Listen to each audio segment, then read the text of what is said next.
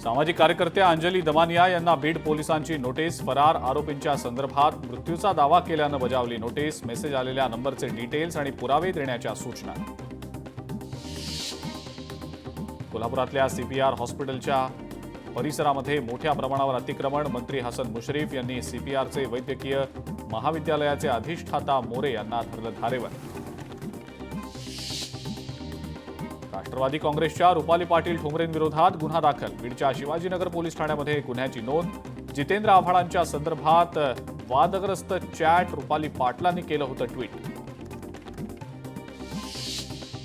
बीडमधल्या सरपंच हत्येप्रकरणी मराठा समाज आक्रमक। पुण्यामध्ये मराठा समाजाचं आंदोलन। आंदोलनादरम्यान धनंजय मुंडेंच्या विरोधात जोरदार घोषणाबाजी। अब्दुल सत्तार संभाजीनगरमध्ये जंगी शक्ती प्रदर्शन करणार। 1 जानेवारीला भव्य नागरी अभीष्टचिंतन सोहळा। मंत्रिपद न मिळाल्यामुळे वर्चस्वासाठी शक्ती प्रदर्शन करणार असल्याची चर्चा। शहर पाणीपुरवठा योजनेची थट्टा चालवली आहे का? संभाजीनगरमधल्या पाणी पुरवठ्यावरनं मंत्र्यांचा अधिकाऱ्यांना सवाल। दिशा समितीच्या बैठकीमध्ये संदीपान भुमरे आणि अतुल सावे अधिकाऱ्यांवर संतप्त। चंद्रकांत पाटील मंत्रिपदाची शपथ घेतल्यानंतर पहिल्यांदाच कोल्हापुरात दाखल। कोल्हापूरच्या रेल्वे स्टेशनवर भाजप कार्यकर्त्यांकडून ढोल ताशांच्या गजरात चंद्रकांत पाटलांचं स्वागत।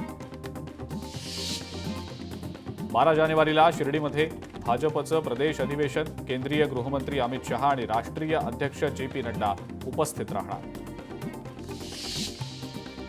संतोष देशमुख हत्या प्रकरणामध्ये मोठी कारवाई। फरार आरोपींची संपत्ती जप्त करण्याचे मुख्यमंत्री देवेंद्र फडणवीसांचे बीड पोलीस अधीक्षकांना आदेश।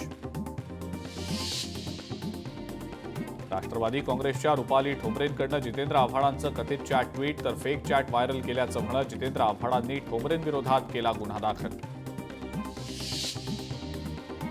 सरपंच संतोष देशमुख हत्या प्रकरणातील 7 आरोपींविरोधात गुन्हा दाखल। त्यातले 3 आरोपी फरार। अंजली दमानिया सुद्धा आरोपींच्या अटकेच्या मागणीसाठी आजपासून जिल्हाधिकारी कार्यालयाबाहेर ठिय्या आंदोलन करणार।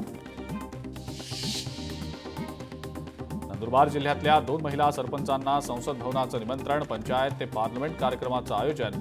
राष्ट्रपती द्रौपदी मुर्मू मार्गदर्शन करणार। प्राजक्ताताई ट्रोलिंगकडे लक्ष देऊ नका। गौतमी पाटीलकडून प्राजक्ता माळीच्या भूमिकेचं समर्थन।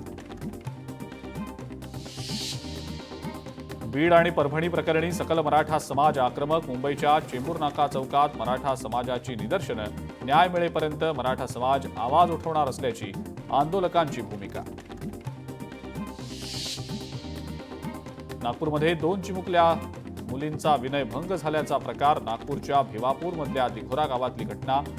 खेळणं देण्याचा आमिष दाखवत झाला विनयभंग। नराधमाला पोलिसांनी केली अटक। मुंबईतल्या मुख्य रेल्वे स्टेशन्सवर प्लॅटफॉर्म तिकिटावर तात्पुरते निर्बंध। वर्षाच्या अखेरीस होणारी गर्दी टाळण्यासाठी रेल्वे प्रशासनाचा निर्णय। माजी पंतप्रधान डॉक्टर मनमोहन सिंग यांच्या अस्थींचं विसर्जन। यमुना घाटावर अस्थींचं विसर्जन। निगमबोध घाटावर करण्यात आले होते अंत्यसंस्कार। लोकशाही मराठी ऐका, पहा, जागरूक रहा।